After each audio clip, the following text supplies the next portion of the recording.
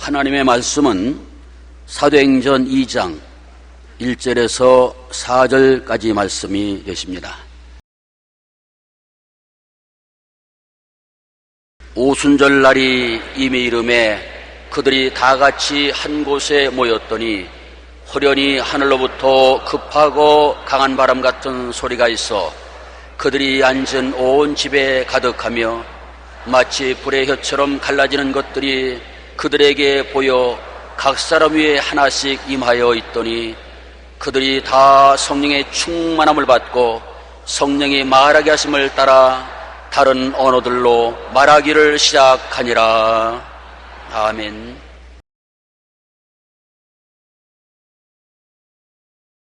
저는 오늘 여러분과 함께 성령 강림의 축복이란 제목으로 말씀을 나누겠습니다. 오순절은 6월절이 지나고 난 다음 50일째 된 날이 오순절입니다. 그러므로 예수님이 십자가에 못 박인 이후에 50일 만에 오순절 날이 다가온 것입니다. 오순절 날에 예수님의 제자들과 여제자들 약 120여 명이 마가 요한의 다락방에 모여서 간절히 뜨겁게 기도했는데 아침 9시에 갑자기 하늘에서 강한 바람 같은 소리가 들리더니 쳐다보니까 모든 사람 머리 위에 불의 혀가 물렁거리고 있습니다. 그러지만 성령이 충만해지고 성령이 말하게 하심을 따라 다른 방언으로 말하는데 모두 다 얼굴이 벌겋게 되고 성령의 은혜가 충만해요. 술 취한 사람들은 되었습니다. 사람들은 저들이 새술에 취했다고 말하셨습니다. 그러나 베드로는 지금이 몇 시인데 새술에 취했느냐? 아침 9시에 술 마시고 취하는 사람 보았느냐? 이는 새술에 취한 것이 아니라 선지자 요엘이 말씀한 대로 성령으로 충만함을 받았다고 말했던 것입니다. 왜 하나님은 성령으로 이 땅에 다시 강림하셔야만 되었었습니까? 먼저 하나님이 사람을 만드실 때 하나님의 생기로 사람을 만드셨습니다. 하나님은 모든 생명체는 흙으로 지었었습니다. 우리가 보는 땅에 이 흙을 가지고 생명체를 지었습니다. 창세기 2장 19절로 20절에 야훼 하나님이 흙으로 각종 들짐승과 공중의 각종 새를 지으시고 아담이 무엇이라 부르나 보시려고 그것들을 그에게로 이끌어 가시니 아담이 그 생물을 부르는 것이 곧 그 이름이 되었더라고 말씀한 것입니다. 그러나 사람은 다릅니다. 하나님이 아담은 흙으로 지으시고 하나님의 생기, 즉 히브리어로 말하면 루아하, 하나님의 숨바람인 것입니다. 내어시는 숨바람을 코에 불어넣으시니 아담이 생명이 되었다고 말했습니다. 창세기 2장 7절에 야훼 하나님이 땅의 흙으로 사람을 지으시고 생기를 그 코에 불어넣으시니 사람이 생명이 되니라. 그래서 이 생기라는 것이 바로 하나님의 입에서 나오는 숨바람인 것입니다. 하나님의 숨바람을 흙 속에 불어넣으니 아담이 생명이 되어서 사람으로 일어났던 것입니다. 그러므로 아담의 삶은 이중 삶이 될 수밖에 없습니다. 동물과 같이 흙으로 지음받은 육체를 가지고 있으니 육체의 모든 요구를 가진 동물적인 삶과 동시에 그 속에 하나님의 형상과 모양으로 지음받은 영이 들어있으므로 또 신령한 존재인 것입니다. 하나님은 영이시니 예배하는 자가 신령과 진정으로 예배하라고 말했었습니다. 그런데 사람은 하나님의 형상과 모양대로 지음받았다고 말했습니다. 창세기 1장 20절에 하나님이 이르시되 우리의 형상을 따라 우리의 모양대로 우리가 사람을 만들고 그렇게 말씀합니다. 하나님은 영이시기 때문에 우리는 육체로 지음받았을 뿐 아니라 그 속에 하나님을 닮은 영으로서 지음을 받아 육체 속에 거하게 만들어 놓은 것입니다. 욥기 33장 4절에 하나님의 영이 나를 지으셨고 전능자의 기운이 나를 살리느니라고 말한 것입니다. 그래서 사람들은 육체를 가지고 세상에 살면서 세상을 다 다스렸습니다. 그러나 그는 하나님의 형상과 모양대로 지음받은 영이 속에 있어서 영을 통하여 하나님 아버지와 교제하고 교통하며 함께 지냈던 것입니다. 그러나 아담이 범죄함으로 말미암아 하나님의 형상과 모양대로 지은 영이 그만 생명력을 잃고 마는 것입니다. 영이신 하나님과의 교통이 끊어져 버리고 마는 것입니다. 도랑물은 샘물에서 나오는 물줄기에서 끊어지면 썩어져 버린 것입니다. 사람의 영이 하나님과의 교통이 끊어짐으로 썩어져 버리고 죽은 것입니다. 로마서 5장 12절에 그러므로 한 사람으로 말미암아 죄가 세상에 들어오고 죄로 말미암아 사망이 들어왔다. 이사야 59장 2절에 오직 너희 죄악이 너희와 너희 하나님 사이를 갈라놓았고 너희 죄가 그의 얼굴을 가리어서 너희에게 듣지 않게 함이라고 말한 것입니다. 허물과 죄로 인간은 죽어버렸었습니다. 다시 영적으로 살아나기 위해서는 죄사함을 받고 하나님의 생기인 성령이 속에 들어와야만 되는 것입니다. 죄가 사람과 하나님을 가리웠으므로 죄사함을 받아야 되고 그 다음에 하나님의 생기인 성령이 들어와야 되는 것입니다. 그래서 죄사함을 가져오기 위해서 하나님의 아들 예수님이 오셔서 십자가에 못 박여 몸짓고 피를 흘려 우리 죄악을 청산하심으로 하나님과 우리 사이에 막힌 죄의 담을 헐어버리고 그 다음에 하나님의 생기인 성령이 우리 속에 불어들어와서 우리로 하여금 다시 하나님의 자녀로서 거듭나게 만들어 주신 것입니다. 로마서 6장 23절에 죄의 삭선 사망이요 하나님의 은사는 그리스도 예수 우리 주 안에 있는 영생이니라. 예수를 통해서만이 죄사함을 받고 하나님과 우리 사이에 막힌 담이 무너지고 마는 것입니다. 그리고 인간은 스스로 수양과 도덕과 노력으로 거듭나지 못합니다. 성령 바람이 불어와야 됩니다. 하나님의 생기가 다시 우리 속에 들어와야 되는 것입니다. 사람이 물과 성령으로 나지 아니하면 하나님의 나라에 들어갈 수 없다고 성경은 말씀하고 있는 것입니다. 오순절 날의 기적은 죽은 인생들 위해 불어온 하나님의 생기의 역사를 우리에게 보여주는 것입니다. 에스겔서 37장 1절로 10절은 굉장히 의미심장합니다. 한번 이 성경 말씀을 들어보십시오. 야훼께서 권능으로 내게 임재하시고 그 영으로 나를 데리고 가서 골짜기 가운데 두셨는데 거기 뼈가 가득하더라. 나를 그 뼈 사방으로 지나가게 하시기로 본적 그 골짜기 지면에 뼈가 심이 많고 아주 말랐더라. 그가 내게 이르시되 인자여 이 뼈들이 능히 살 수 있겠느냐 하시기로 내가 대답하되 주 야훼여 주께서 하시나이다. 또 내게 이르시되 너는 이 모든 뼈에게 대언하여 이르기를 너희 마른 뼈들아 야훼의 말씀을 들을지어다. 주 야훼께서 이 뼈들에게 이같이 말씀하시기를 내가 생기를 너희에게 들어가게 하리니 너희가 살아나리라. 너희 위에 힘줄을 두고 살을 입히고 가죽으로 덮고 너희 속에 생기를 넣으리니 너희가 살아나리라. 또 내가 야훼인 줄 너희가 알리라 하셨다. 이에 내가 명령을 따라 대언하니 대언할 때 소리가 나고 움직이며 이 뼈 저 뼈가 들어 맞아 뼈들이 서로 연결되더라. 내가 또 보니 그 뼈에 힘줄이 생기고 살이 오르며 그 위에 가죽이 덮이나 그 속에 생기는 없더라. 또 내게 이르시되 인자야 너는 생기를 향하여 대언하라. 생기에게 대언하여 이르기를 주 야훼께서 이같이 말씀하시기를 생기야 사방에서부터 와서 이 죽음을 당한 자에게 불어서 살아나게 하라 하셨다라. 이에 내가 그 명령대로 대언하더니 생기가 그들에게 들어가며 그들이 곧 살아나서 일어나 서는데 큰 군대더라. 그렇게 말씀하는 것입니다. 놀라운 말입니다. 마른 뼈에 생기가 들어오니 살아나서 큰 군대가 되었더라. 상징적인 귀한 가르침인 것입니다. 왜냐하면 오늘날 이 세상 사람들은 죄로 말미암아 영이 죽어 법적으로 윤리적으로 도덕적으로 인본주의로 마른 뼈 같은 사람들이 되었습니다. 이 세상은 하나님이 볼 때는 영이 죽은 마른 뼈다귀 골짜기인 것입니다. 마른 뼈다귀들이 골짜기에서 서로 부딪히며 살고 있는 것입니다. 도저히 인간의 힘으로는 마른 뼈다귀가 된 인생들이 살아날 수가 없습니다. 그런데 하나님께서는 예수 그리스도의 보혈을 통하여 하나님과 우리 사이에 막힌 담을 보혈로 흘어버리시고 난 다음 성령 바람 불어오심으로 성령을 통하여 이 마른 뼈다귀가 살아서 일어나게 만들어 주시는 것입니다. 오순절 날에 성령의 강한 바람이 불어왔다는 것은 이 땅에 하나님의 생기의 역사가 시작되었다는 것을 말하는 것입니다. 오랫동안 아담 하와 이후로 버림받고 마른 뼈다귀같이 죽은 인생들을 위해 하나님의 생기가 불어와서 다시 한번 하나님의 신령한 자녀들로 살아 일어나게 만드는 하나님의 역사가 일어나기 시작했다는 것을 보여주는 것입니다.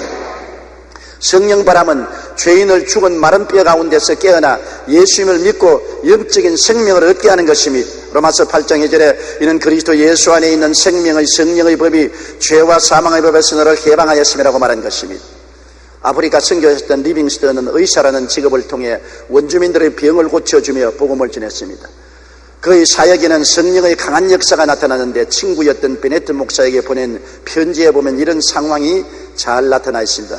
나는 이곳에 와서 많은 일을 겪었네. 지금은 20km나 떨어진 먼 곳에서 온 병자까지 치료하고 있지. 여기 사람들은 수술할 때 아주 잘 참네.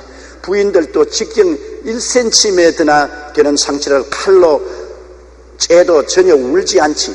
하지만 이들도 성령의 역사 앞에서만 견디지 못하네. 어떤 사람은 아이들처럼 소리쳐 울기도 하고 양심의 가책을 이기지 못하고 견디지 못하면 교회 밖으로 뛰쳐나가 도망가듯 울면서 질주하기도 하네.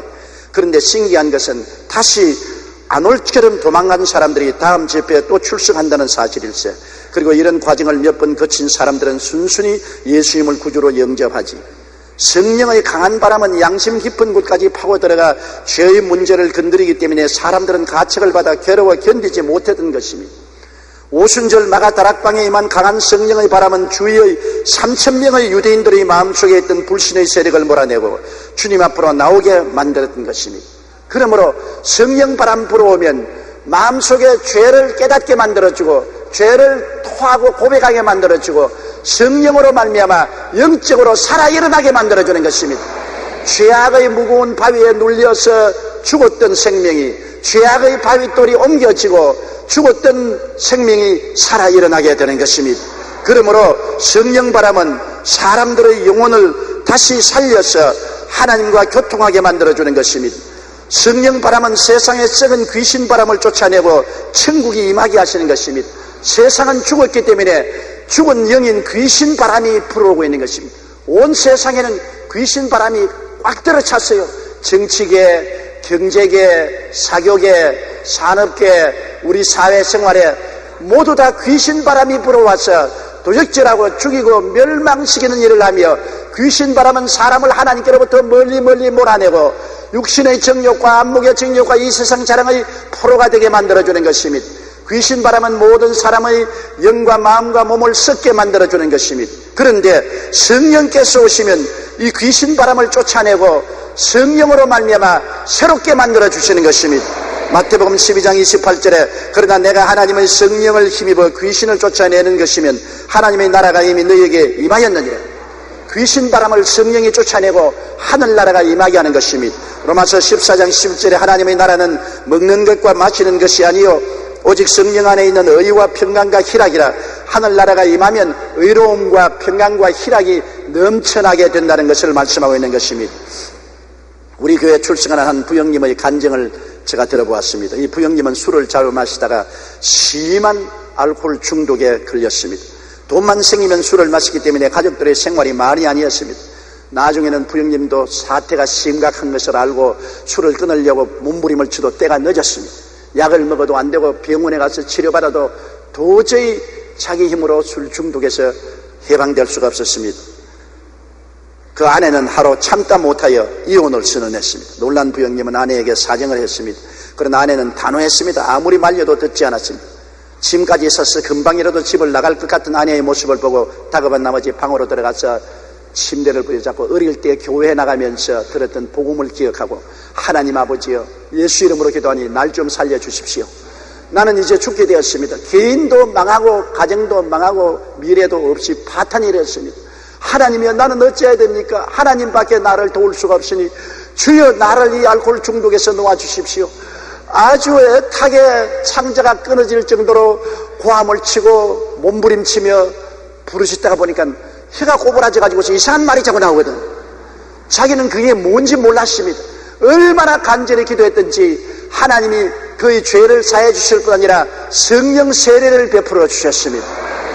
그냥 입에서 꼬부라지고 혀가 꼬부라지고 방언이 나오더니만 그 다음 뱃속에서 이 주먹 많은 못이 막 울컥울컥 움직이면서 올라와서 웩 하고 토하면서 입에서 더러운 침 가래가 나오는데 그냥 온 침대를 다 적실 정도로 더러운 물을 쏟아내고 가래를 쏟아내고 난 다음 갑자기 그 영과 마음과 몸이 날아갈 듯이 가벼워지고 해방되었다는 느낌을 얻게 된 것입니다.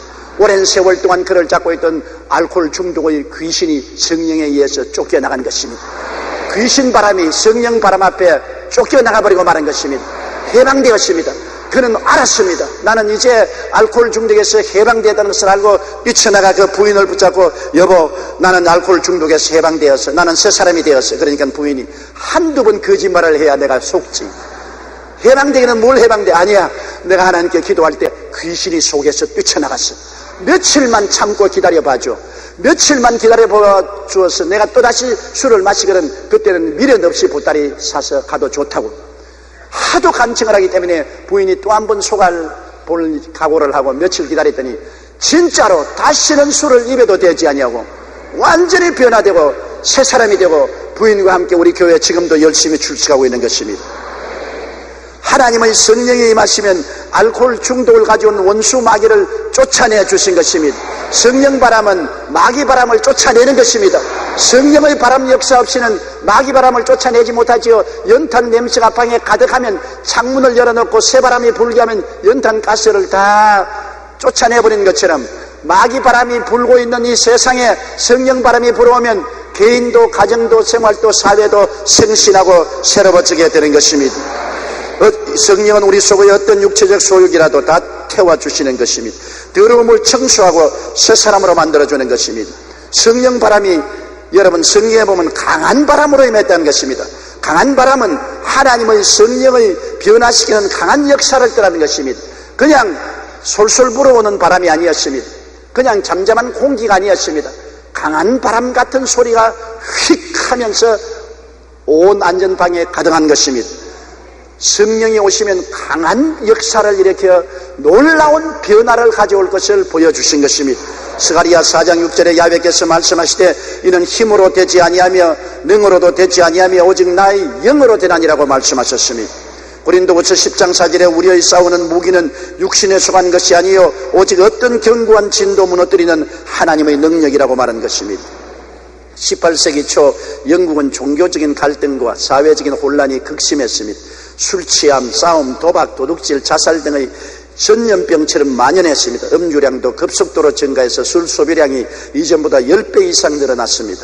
그런가 하면 천년도로 13명 중 1명이 사망하고 장례식 횟수가 세례식의 2배를 넘었습니다. 이런 상황 속에서 존 웨슬리는 자신의 성령 체험을 바탕으로 영적 각성 운동을 일으켰습니다. 그는 런던의 올드스케이트에서 로마서 강해를 듣다가 성령의 불을 받았는데 성령의 뜨거운 불이 그 마음에 설레었습니다. 성령의 그 불이 마음에 들어오자 그는 나가서 성령의 능력으로 영국 전역에 복음을 전가하며 성령 바람이 불기 시작하자 영국 사회는 폭력과 질병, 죄악으로 물든 어두운 영국을 광명한 복음의 나라로 바꾸었으며 영국을 폭력혁명에서 구출한 놀라운 역사를 일으켰던 것입니다. 불의 혀같이 임하신 성령은 죄악의 어두움을 밝혀 암흑천지에서 광명천지로 인도해 주시는 역사를 베풀어 주시는 것입니다. 그 다음 성령은 바람같이 올 뿐 아니라 불의 혀같이 갈라지는 것이 각 사람 위에 임하였습니다. 불은 죄악의 어두움에서 밝혀 암흑천지에서 광명천지로 인도하는 것을 말합니다. 아무리 어두워도 불을 켜면 환하고 광명하게 되는 것입니다. 그처럼 성령이 불의 혀같이 각 사람 위에 임하여 있는 것은 이 세상의 어두움을 성령은 와서 모두 다 밝혀버리고 말겠다는 것입니다. 요한복음 8장 12절에 나는 세상의 빛이니 나를 따르는 자는 어두움에 다니지 아니하고 생명의 빛을 얻으리라. 사람들은 어디서 와서 왜 살며 어디로 가는지 모릅니다. 자기의 모든 삶이 깜깜한 밤에서 방황하는 삶인 것입니다. 그러나 주님 오시고 성령이 오시면 마음의 어두움이 사라지고 깨달음이 들어와서 우리가 아담의 자손으로서 버림받았으나 예수 믿고 구원받아 새 사람이 되어 천국을 향해서 간다는 밝은 진리를 알 수 있게 되는 것입니다. 세상에 아무런 교육을 받아도 천국 진리를 깨닫지 못하는 사람은 세상의 지혜는 가지고 있지 못해도 영원한 지혜는 갖고 있지 못합니다. 그러나 성령이 오시면 우리에게 하늘나라 지혜를 주셔서 깨닫게 만들어주는 것입니다. 학교 공부를 해서 깨달은 것이 아닙니다. 수양과 도덕을 해서 깨달은 것이 아닙니다. 성령의 계시로 마음속에 깨달음을 주셔서 어두움에서 빛으로 들어와서 우리는 영원한 미래를 밝히 바라보고 살 수 있게 만들어주시는 것입니다. 골로새 1장 13절로 15절에 그가 우리를 흑암의 권세에서 건져내사 그 하나 사랑의 아들 나라로 옮겼으니 그 안에서 구속과 죄사함을 받았다고 말씀하고 있는 것입니다. 그럴 뿐 아니라 불은 무엇을 의미하느냐? 얼음 같은 세상의 냉기 속에 사랑의 따뜻함을 가져오는 것입니다. 오늘날처럼 개인주의가 왕성할 때가 언제 있습니까? 오늘날은 여러분 이젠 모두 다 자기 본의로 개인주의를 삽니다. 옛날 농경사회 때는 사람들이 다 가족들이 함께 모여서 함께 먹고 자고 함께 농가 밭에서 일을 하기 때문에 모두 다 함께 살았습니다. 가정도 대가족 제도로서 할아버지, 할머니, 아버지, 어머니, 형제, 자매, 손주, 손녀 함께 대가족으로 살았습니다. 그러므로 항상 내가 아니고 우리였습니다. 사회에 나가도 모두 다 사람들이 함께 살았습니다. 그러나 요 사이는 우리가 없어지고 나만 있습니다. 옛날에는 전화를 받을 때라도 다른 사람이 받아 야 전화 왔다 받아라. 그렇지만 요 사이는 내 손에 있는 핸드폰이 때르르 하면 내가 혼자서 받습니다. 다른 사람이 전달해 줄 필요가 없는 것입니다. 요사이는 핵가족 제도가 되어서 할아버지 할머니는 말할 필요 없고 부모도 자식 시집 장가가면 혼자입니다. 그리고 남편과 아내도 같은 집에 살지만은 혼자예요. 왜? 퇴근하고 돌아오면 부인은 부인대로 텔레비 앞에 앉아있고 남편은 남편대로 신문 두고 텔레비 앞에 앉아있고 자녀들은 컴퓨터 앞에서 자판 두들기고 있고 자기 혼자 세계 속에 살고 있는 것입니다. 오늘날 세계의 가장 큰 고독은 혼자 산다는 것입니다. 옛날에는 함께 삶으로 내가 좀 부족해도 옆에 사람들이 도와줍니다. 나쁜 짓을 해도 야 나쁜 짓 하지 마라. 잘못 가면 너 잘못 간다. 서로 도와주지만은 요 사이는 누가 도와주는 사람도 없고 말해주는 사람도 없고 또 말 들으려고도 하지 않습니다. 이러므로 모두 다 자기 개인의 운명은 자기 혼자서 책임짐으로 큰 위기에 처했은 것입니다. 얼음장 같은 개인주의의 냉기 속에 살고 있는 것입니다. 내게 이익되면 받아들이고 내게 이익이 안 되면 분토와 같이 버리는 이러한 세계 속에 살고 있는데 하나님 성령이 오시면 다시 한번 따뜻한 사랑의 불길을 마음속에 채워주므로 사랑 안에서 우리가 기뻐하고 즐거워하고 한 가족이 함께 모여 주를 섬기고 사람들이 교회 공동체 속에서 앞에서 끌어주고 뒤에서 밀어주는 하나가 되어 우리들이 함께 살게 만들어주는 것입니다. 사랑을 잃어버리고 이기주의적이고 개인주의가 된 우리 사회와 현실 삶을 다시 한번 나에서 우리여로 함께 살 수 있는 은총은 성령의 사랑의 역사로서 이루어지게 되는 것입니다. 로마서 5장 5절에 우리에게 주신 성령으로 말미암아 하나님의 사랑이 우리 마음에 부은바되었다고 말한 것입니다. 사랑이 들어오면 마음속에 기쁨이 넘쳐나는 것입니다. 주의 사랑 비칠 때에 기쁨 오네 근심 걱정 물러가고 기쁨 온다고 찬송은 말하고 있는 것입니다. 18세기 초의 미국 사회는 청교도 신앙을 잃어버리고 영적 도덕적으로 깊이 병들어 있었습니다. 특히 청년들의 방종은 극에 달해 사회적으로 큰 문제가 일어났었습니다. 이런 모습을 안타깝게 여기던 조나단 에드워드는 하나님께 성령의 역사를 일으켜서 미국을 변화시켜달라고 눈물로 기도했습니다. 그는 가정마다 젊은이를 찾아다니면서 회개와 각성을 촉구했습니다. 그러던 1733년 청년들 사이에 강한 성령의 역사가 나타나기 시작했고 그들을 중심으로 타락해 가던 미국 사회에 새로운 운동이 일어나기 시작한 것입니다. 당시 상황에 대해서 에드워드는 이렇게 말했습니다. 성령의 임재로 인해 사람들은 사랑과 기쁨으로 충만했다. 가정마다 그 위에 임한 구성원으로 기쁨을 누렸다. 성령의 임재는 교회에도 가득해 주일은 기쁨의 날이 되었고 교회는 사랑의 처소가 되었다. 성령이 임하자 죄악이 떠나가고 미움의 냉기가 사랑의 온기로 바뀌었던 것입니다. 성령은 죄악의 어두움을 광명천지로 바꿀 뿐 아니라 얼음 같은 세상의 냉기 속에 사랑의 따뜻함을 가져와서 기쁨이 넘치게 만들어준 것입니다. 사랑이 있어야 기쁨이 있지 미움이 있는 곳에는 기쁨이 없는 것입니다. 그래서 불이 임하였다는 것은 우리의 생활 속에 냉기를 없애주고 하나님의 따뜻한 사랑으로 채워주므로 기쁨을 회복해주고 내 아닌 우리들이 손잡고 앞에서 끌어주며 뒤에서 밀며 협력해서 살아갈 수 있는 가정과 사회와 국가와 세계를 만들어주는 것입니다. 성령이 역사하시면 사랑의 불이 임하는 것입니다. 기쁨의 역사가 일어나게 되는 것입니다. 우리가 교회에 출석해서 교회에 사랑이 끓지 아니하면 성령의 역사가 임하지 않았기 때문인 것입니다. 교회에 기쁨이 충만하지 아니하면 성령의 역사가 임하지 않았기 때문인 것입니다.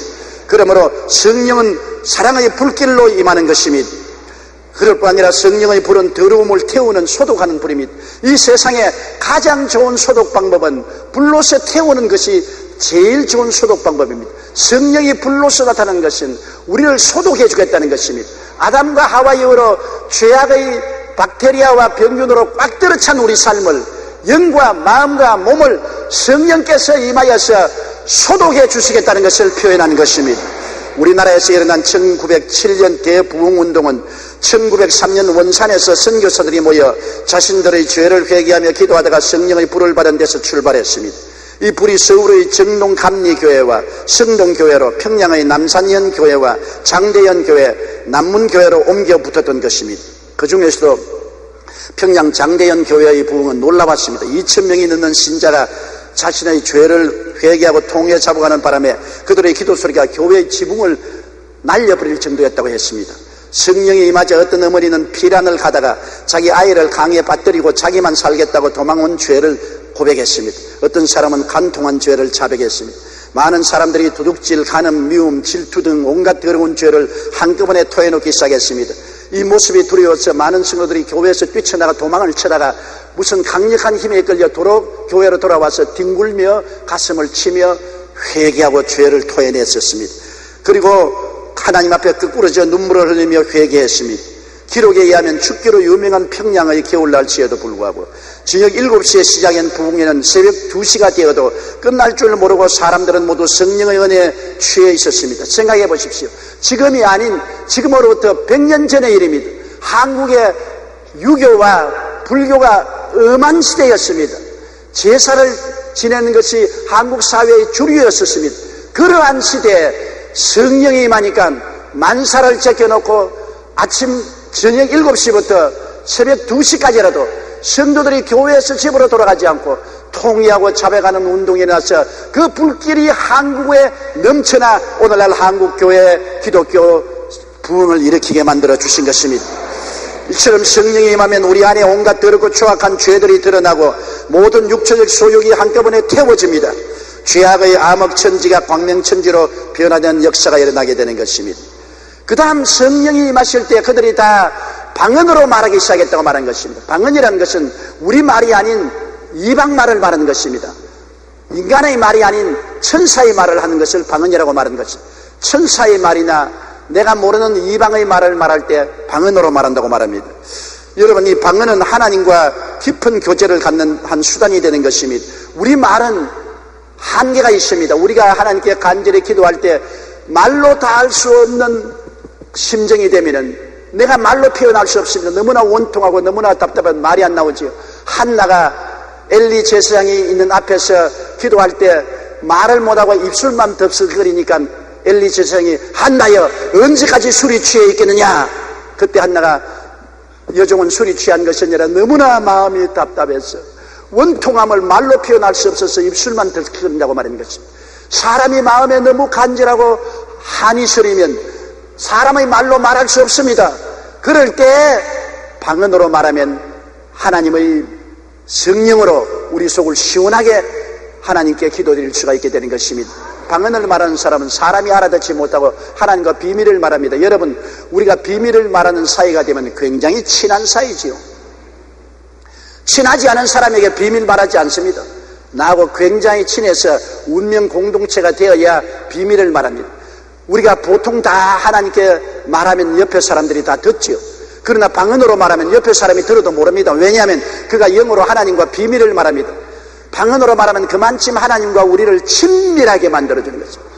바울 선생은 그 때문에 내가 너희 모든 사람보다 방언을 더 많이 말하는 것을 하나님께 감사한다고 말한 것입니다. 고린도전서 14장 2절에 방언을 말하는 자는 사람에게 하지 아니하고 하나님께 하나니 이는 알아듣는 자가 없고 영어로 비밀을 말함이라고 말한 것입니다. 고린도전서 14장 15절에 내가 영어로 기도하고 또 마음으로 기도하며 내가 영어로 찬미하고 또 마음으로 찬미하리라. 내가 방언으로 기도하고 말로써 기도하고 방언으로 노래하고 말로써 노래하겠다고 바울은 말한 것입니다. 또 방언은 성령께서 우리를 위해서 친히 기도해 주는 것입니다. 우리는 마땅히 빌 바를 알지 못합니다. 내일 일이 어떤 일이 일어날지 모릅니다. 내 주변에 어떠한 어려움이 다가올지 모릅니다. 그런데 성령은 그것을 알지 않아요. 성령이 우리를 통하여 말할 수 없는 탄식으로 기도해 주시는 것입니다. 로마서 8장 26절에 이와 같이 성령도 우리의 연약함을 도우시나니 우리는 마땅히 기도할 바를 알지 못하나 오직 성령이 말할 수 없는 탄식으로 우리를 위하여 친히 간구하시느니라. 우리가 기도하는 것이 아니라 성령님이 우리를 점령해서 우리의 혀를 통하여 직접 기도하는 것이 방언기도인 것입니다. 우리가 위기에 처했을 때, 어려운 일을 닥칠 때, 내 주위 환경에서 부모, 형제, 자녀 중에서 문제를 당할 때 나는 아무것도 모르고 있습니다. 그럴 때 방언으로 기도하면 기도가 응답되는 것입니다. 우리 교회 자매님 한번 남편이 시외버스 기사인데 부흥회에 참석해서 낮 부흥회에 참석했는데 갑자기 마음이 너무 무거워지고 너무너무 억압되었었는데 무엇 때문에 그런지 모르겠는데 방금 부흥사 목사님이 설교를 하고 있는데 앉아있는데 막 미칠 것 같아요. 마음이 너무나 무거웠어. 그래서 입을 가리우고 방언으로 자꾸 기도했습니다. 부흥회가 다 끝날 때까지 방언으로 기도를 했는데 부흥회 끝날 쯤 돼서 마음이 시원해서 집으로 돌아왔는데 얼마 있지니까 남편이 얼굴이 백지장같이 되어서 들어왔더랍니다. 하는 말이 누가 나를 위해서 오늘 기도했지. 기적 아니었으면 내가 죽었다. 버스를 운전하고 갔는데 경사진곳을 올라가다가 그만 엔진이 꺼졌는데 버스가 뒤로 막 물러가는 것을 브레이크를 걸어놓고 버스 뒤에 돌로 고아놓고 사람들 다 내리게 하고 사람들을 마지막 내리자 버스가 그만 돌을 넘어서 뒤로 굴러가서 벼랑에 두 바퀴만 걸려서 달랑달랑하게 벼랑에 떨어졌으면 자기는 박살이나 죽었을 것인데 차가 어떻게 바퀴가 벼랑에 걸려서 달랑달랑 하냐 말이에요. 그래서 벌벌벌 떨면서 그가 기어 나오자마자 버스가 벼랑에 떨어져 버렸습니다. 그는 그 자리에 무릎을 꿇어서 하나님께 부르셨습니다. 하나님 기적을 베풀어 주셔서 나를 살려주었으니 감사합니다. 누가 나를 위해서 기도해 주었습니다. 하나님이 응답해 주신 것을 감사합니다. 그럴 때 그 시간을 맞춰보니 부인이 부흥에 참석해서 설교 듣다가 마음이 너무 무거운데 무엇을 위해서 기도할지 몰랐으나 성령이 말할 수 없는 탄식으로 방언을 위해서 기도해 준 그 시간과 일치되었던 것입니다. 이처럼 방언 기도는 우리가 연약해서 알지 못하고 기도할 바를 모를 때 성령이 우리를 위해서 기도해 주시는 역사를 베풀어 주시는 것입니다. 방언은 또 마음을 청소하는 하나님의 빗자루가 되는 것입니다. 여러분, 우리가 집 구석구석마다 청소를 해야 집이 깨끗해지잖아요. 저희가 어릴 때 우리 아버지 어머님이 건물 장사를 했습니다. 제가 있는 방 다락에 멸치, 미역, 명태 뭐 굉장히 많이 갖다 놨어요. 그래서 다락 문을 달아놓으면 안 보이지요. 근데 내 친구들이 우리 집에 놀러 와서는 영락없이 무슨 고리타분한 냄새가 굉장히 난다고. 이게 뭐냐? 아니 아무것도 없어. 그래도 냄새가 나는데 저 코에는 냄새가 나는데 친구들은 영락없이 냄새 난다 그래요. 나중에 보니 다락 안에 있는 멸치, 명태, 미역 그런 데서 냄새가 나는 것입니다. 집안에 그 냄새를 없애려면 보이는 곳만 소지하지 말고 다락방에 있는 그것을 치워야 냄새가 안 나게 되는 것입니다. 우리의 인생의 삶 속에도 우리 마음속에 다락방이 있습니다. 우리의 현재의식, 우리가 보고 듣고 냄새하고 말하고 느끼는 현재의식 밑에 잠재의식이라는 게 있습니다. 감추어진 의식, 다락방이 있습니다. 그 잠재의식 속에 우리가 세상에서 체험한 모든 고통과 괴로움, 슬픈, 좌절, 절망은 거기에 다 밀어넣어 놓고 있습니다. 우리가 쓸데없는 것은 다락방으로 들어가라. 다락방으로 들어가라. 내가 억울하고 원통하고 슬프고 탄식스럽고 고통스러운 것은 기억에서 잊어버리려고 현재의식에서 잠재의식인 다락방으로 다 집어넣어버린 것입니다. 없어진 것이 아니라 다락방에 있습니다. 이것이 자꾸 우리 생애 속에 냄새를 내는 것입니다. 그 냄새가 골치가 아프기도 하고 관절염이 되기도 하고 폐병이 되기도 하고 위장병이 되기도 하고 암도 되기도 하고 마음에 불안, 공포, 좌절, 절망도 되기도 하고 다락방에서 자꾸 냄새를 풍깁니다. 이 다락방을 누가 청소합니까? 오늘 심리학자들이나 정신분석학자들이 청결하게 할 수 없습니다. 그러나 성령이 오시면 성령이 다락방에 들어와서 이것을 다 청소해주고 마는 것입니다. 방언으로 기도할 때 방언 빗자리를 들고 우리 다락방 속에 마음속에 있는 거 싹싹싹싹싹싹싹싹 써서 성령으로 방언으로 기도하면 마음이 상쾌해집니다. 어느 학자가 발표한 것을 보니 방언으로 기도하는 사람 중에 정신병 들리는 사람이 없다는 말을 읽어본 적이 있습니다. 다락방 소재를 해주는 것입니다. 그렇기 때문에 이사야 28장 11절로 12절에 이렇게 말하고 있는 것입니다. 그러므로 더듬는 입술과 다른 방언으로 그가 이 백성에게 말씀하시리라. 전에 그들에게 이르시기를 이것이 너희 안식이요 이것이 너희 상쾌함이니 너희는 곤비한 자에게 안식을 주라 하셨으나 그들이 듣지 아니하였다고 하는 것입니다. 이 세상 삶에 곤비하고 괴롭고 고통스러운 사람들, 방언으로 말하면 마음에 상쾌하고 안식이 올 것입니다. 마음속의 모든 더러움을 다 청소해내고 씻어내버리기 때문에 심신이 깨끗하게 치료를 받을 수 있습니다. 그 결과로 안식이요 상쾌함이 오는 것인데, 성경에는 너희는 곤비한 자에게 이 안식을 주라고 말하겠습니다. 성령 받고 방언 말하기를 허락하라고 말한 것입니다. 그래서 하나님께서 오순절날에 방언을 주신 것은 우리의 마음을 소재해서 정결하게 해주시기를 원하시기 때문에 그런 것입니다. 여러분, 오순절 마가다락방에 임하신 성령님은 오늘의 마가다락방인 교회에도 임하여서 역사하여 주시는 것입니다. 강한 바람 같은 성령은 하나님의 생기인 것입니다. 예수님이 부활하시고 난 다음 제자들 모인 곳에 나타나셔서 생기를 부으시고 성령을 받으라 말했습니다. 이 성령은 하나님의 입바람인 것입니다. 하나님의 입에서 나오는 생기인 것입니다. 오순절 다락방에 임한 하나님의 입바람인 성령의 생기는 우리를 떠나지 않고 오늘날도 교회 가운데 불어오고 있는 것입니다. 오늘날의 교회가 마가 요한의 다락방인 것입니다. 이 속에 성령 바람 불어오고 있는 것입니다. 성령은 강한 바람같이 불같이 방언으로 우리 속에 임하여서 오늘날도 변화를 가져오게 있는 것입니다. 강한 바람 같은 하나님의 생기로 불의 같이 어두움을 물리치고 세계 만민을 품는 만국 방언으로 역사하고 계신 것입니다. 오늘 이 성령을 우리가 마음에 받아들이면 우리가 새롭게 될 수밖에 없습니다. 오늘 기독교는 학문이 아닙니다. 영구한 신학이 우리 기독교가 아닌 것입니다. 이사야 11장 2절에 그 위에 야훼의 영 곧 지혜와 총명의 영이요 모략과 재능의 영이요 지식과 야훼를 경외하는 영이 강림하리라고 말씀했는데, 성령이 강림해서 역사하는 것이 교회지 지식을 흠양하는 것이 교회가 아닌 것입니다. 성령으로 아니하고는 누구든지 예수를 주라고 할 수 없다고 말했으므로 교회에서 아무리 이론적으로 학문적으로 예수를 가르친다고 하더라도 성령이 역사하지 않으면 예수님을 주로 시인할 수가 없게 되는 것입니다. 교회는 의식이나 형식적인 종교가 아닙니다. 장엄한 교회당 내부 장식 엄숙한 의식증을 해놓았다고 해서 그 속에 하나님이 계신 것은 아닙니다. 요한복음 4장 24절에 하나님은 영이시니 예배하는 자가 영과 진리로 예배할지라. 성령이 있는 곳이 교회입니다. 그것이 마구간이라도 성령이 계시면 교회가 되는 것입니다. 장사집안이라도 성령이 오시면 그것이 하나님의 처수가 되는 것입니다. 아무리 장엄한 교회에 아름다운 내부 장식에 엄숙한 의식을 하도 성령이 없으면 그것은 아무것도 아닌 것입니다. 고린도후서 3장 11절에 주는 영이시니 주의 영이 계신 곳에는 자유함이 있다고 말한 것입니다. 여러분, 교회는 인간적인 활동이 아닙니다. 인간적으로 조직을 해서 사회개혁이나 구제나 시민운동을 하는 처수가 아닙니다. 물론 교회는 우리가 사회개혁도 하고 구제도 하고 시민운동도 하지만 그것이 중심이 아닙니다. 교회는 성령으로 말미암아 하나님 아버지와 예수님을 섬기는 것이 교회인 것입니다. 마태복음 18장 20절에 두세 사람이 내 이름으로 모인 곳에는 나도 그들 중에 있느니라. 에베소 1장 22절로 23절에 그를 만물을 위해 교회의 머리로 삼으셨느니라. 교회는 그의 몸이니라고 말했습니다.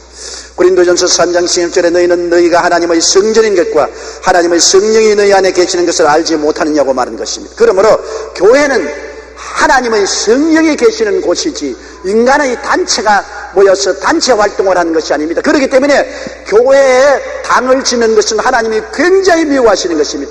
인간적인 조직을 해서 인간적인 일을 펼치는 것은 하나님이 원수로 생각하는 것입니다. 교회는 성령을 중심으로 해서 성령을 모시고 그리스도와 하나님을 섬기고 예배드리고 찬양하고 봉사하는 것이 교회가 되는 것입니다. 어떤 흑인이 백인들만 모이는 교회에서 예배를 드리려고 하다가 못 들어가게 해서 문 밖에 계단에 쫓겨나 앉아서 울고 있었습니다. 울고 있는데 교회 안에서 백인들은 모여서 예배 드린다고 야단입니다. 울고 앉았다가 지쳐서 잠이 들었는데 잠에 예수님이 나타나셔서 야, 너 왜 교회 계단에 앉아서 울고 있니? 주님, 나는 흑인이라고 해서 백인들이 예배드리면서 나를 교회당에 못 들어오게 쫓아내어서 이 자리에 울고 있습니다. 울지 마라. 너만 우는 것이 아니라 나도 운다. 주님이 왜 웁니까? 나도 쫓겨나서 이 교회당에 한 번도 못 들어가 봤다.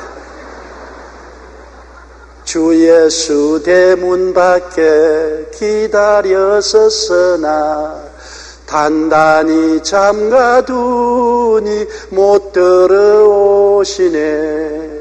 오늘날 주님이 들어오지 못하게 단단히 잠가두는 것은 인간의 제도와 조직과 의식으로 말미암아 인간 중심의 교회를 만들고 주님 중심의 교회를 만들지 않기 때문에 주님조차 쫓겨나갈 수 있는 것입니다.